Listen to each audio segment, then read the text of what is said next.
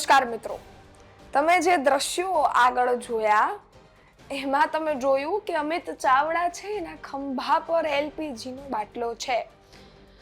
કહેવાનું એટલું જ કે જો તમે હાલ સાંજની ચા પી રહ્યા છો અને કાલે સવારે ચા ન મળે તો નવીનતા મહેસૂસ નથી કરવાની, કારણ કે હાલ ગુજરાતમાં એલપીજી ના ગેસની શોર્ટેજ આવી ગઈ છે. ગેસ સિલિન્ડર છે એ મળી નથી રહ્યા અને આવનારા 7 દિવસો સુધીનો જ સ્ટોક હવે અહીંયા રહ્યો છે.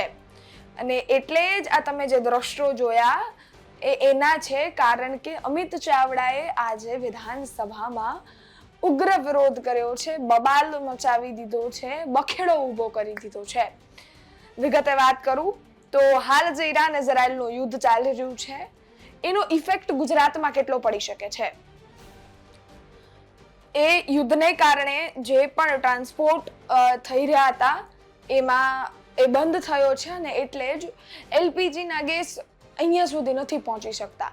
આપણે ખાલી 60% જ એનું પ્રોડક્શન કરીએ છીએ અને હવે એ પણ ક્યાંક કહેવાય કે પૂરું નથી પડી રહ્યું. જેટલા ટકા આપણે બહારથી લાવીએ છીએ એ આ યુદ્ધને કારણે ક્યાંક અટકી ગયું છે અને એટલે જ એના પડઘા ગુજરાતમાં પણ પડી રહ્યા છે.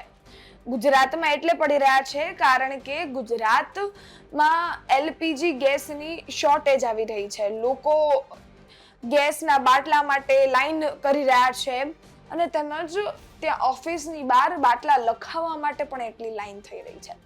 કોઈકના ઘરે 2 દિવસના બાટલા છે કે કોઈકના ઘરે છે જ નહીં. અને સૌથી નવીન વાત, બાટલાની શોર્ટેજ પડી ને એટલે બધાએ તરત જ ઇન્ડક્શન ઉપર હુમલો બોલી દીધો. હવે ઇન્ડક્શન એ પતી ગયા છે. ન ક્રોમામાં ન વિજય સેલ્સમાં ક્યાંય જ હાલ હવે ઇન્ડક્શન પણ નથી મળી રહ્યા. અને આ બધાની વચ્ચે ગેસની શોર્ટેજની વાતને લઈ અને અમિત ચાવડાએ આજે ગાંધીનગર વિધાનસભામાં ઉગ્ર વિરોધ કર્યો છે. સૌપ્રથમ એ શું કહી રહ્યા છે તે સાંભળીએ, તેના દ્રશ્યો જોઈએ, ત્યારબાદ વિગતે વાત કરીએ. પણ જે રીતે સરેન્ડર થયા એના કારણે આજે આખા દેશમાં ગેસની અછત સર્જાઈ છે. પહેલા લોકો નોટબંધીમાં લાઈનોમાં ઊભા રહ્યા, કોરોનામાં દર ભટક્યા, આજે ગેસની બોટલ લેવા માટે દર ભટકી રહ્યા છે. આપણા ગુજરાતમાં પણ આ ગેસની તંગીના કારણે આજે સિરામિક ઉદ્યોગ બંધ થઈ ગયો છે. પાવરલૂમ્સ હોય કે બીજા ઉદ્યોગો બંધ થઈ ગયા છે. અનેક ડેરીઓનું ઉત્પાદન અટકી ગયું છે. એવા સંજોગોમાં આ દેશના પ્રધાનમંત્રી, આ ભાજપની ડબલ એન્જિન સરકારને લોકોને મોંઘવારીમાંથી રાહત તો ના આપી, પણ આજે મોંઘા ભાવે ગેસનો સિલિન્ડર લેવા માટે પણ દર ભટકવું પડે છે. બીજા રાજ્યોમાં 500 રૂપિયાનો ગેસનો બોટલ આપવાની જાહેરાતો થાય અને આ ડબલ એન્જિનની સરકાર ગુજરાતની ગૃહિણીઓને મોંઘો ગેસનો બોટલ લેવા મજબૂર બનાવે અને હવે એ ગેસનો બોટલ લેવા માટે પણ દર ભટકવું પડે, લાઈનમાં ઊભા રહેવું પડે. ત્યારે ગુજરાતની ગૃહિણીઓનો, ગુજરાતના સામાન્ય લોકોનો એક જ અવાજ છે કે આ નરેન્દ્ર સરેન્ડરની નીતિ બંધ કરો, દેશના લોકોનું હિત, દેશના લોકોનો અવાજને બુલંદ કરો.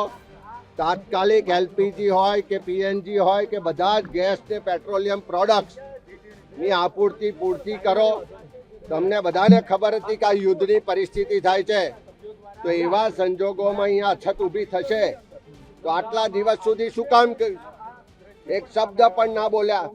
આજે દેશના લોકો લાઈનોમાં ઊભા છે અને પ્રધાનમંત્રી ચૂંટણીઓમાં ભાષણો કરે છે, ત્યારે આજે ગુજરાતની ગૃહિણીઓ, ગુજરાતના લોકો જે ગેસની કિલ્લતને કારણે દર ભટકી રહ્યા છે અને આવનારા સમયમાં ગેસ માટે, પેટ્રોલિયમ પ્રોડક્ટ્સ માટે જે અંધાધૂંધી ફેલાવાની શક્યતાઓ છે, જે ગૃહયુદ્ધ થાય એવી શક્યતાઓ છે, એની સામે સરકારને જાગૃત કરવા માટે અમે આ વિરોધ પ્રદર્શન કરી રહ્યા.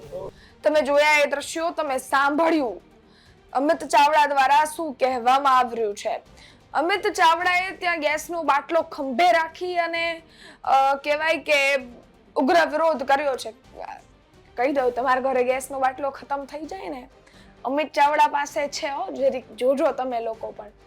ખેર, એ બધી સાઈડની વાત છે, પરંતુ એક ખૂબ સિરિયસ મેટર એ છે કે એલપીજી ગેસ ના સિલિન્ડર છે, ગેસના બાટલા છે, જેનાથી આપણું રોજિંદા જીવન ચાલતું હોય છે, આપણું જમવાનું ચાલતું હોય છે, એ ક્યાંક હવે અટકી શકે છે, કારણ કે ગેસના બાટલાની અછત આવી રહી છે. એનાથી તમારા જમવાનું તમને કાલે મળશે કે નહીં એ પણ સવાલ છે. તમે જો ચા પીવો છો એ કાલ સવાર ઉઠીને મળશે કે નહીં એનો પણ સવાલ છે. અને સાથે જ આ જે શોર્ટેજ આવી રહી છે એનાથી મોરબીના ટેક્સટાઇલ ઇન્ડસ્ટ્રી છે ત્યાં પણ ખૂબ વાંધો પડી રહ્યો છે. એ લોકોના કારખાના પણ બંધ થવા ઉપર થઈ ગયા છે, કારણ કે એ લોકોનું પ્રોડક્શન જ આ ગેસ પર ચાલતું હોય છે, નેચરલ ગેસ પર. અને જો એમાં અછત આવશે તો એ લોકોનું પ્રોડક્શન આગળ જ નહીં વધે. અને હવે પણ એ લોકો પાસે પણ જે જથ્થો હતો એ સંપૂર્ણ પૂરો થવા ઉપર છે. અને સમગ્ર ઘટનાને લઈને હવે આ રીતે વિરોધ કરવામાં આવી રહ્યો છે. ખેર, જોવું રહ્યું કે ગેસ સિલિન્ડર હવે કઈ રીતે પૂરા પડે છે કે નહીં, કે આવનારા સમયમાં જોવા જાય તો જે રીતે વિરોધ કરવામાં આવી રહ્યો છે એ ગેસના બાટલાને લઈને જ કરવામાં આવી રહ્યો છે, કારણ કે આપણે મોંઘવારી પણ એટલી જોઈ. હવે ગેસનો બાટલો લોકો મોંઘો પણ ખરીદવા તૈયાર છે, પરંતુ આપણી પાસે એનો સ્ટોક જ નથી. હવે આ સમગ્ર પડઘા ગુજરાતમાં પડી રહ્યા છે.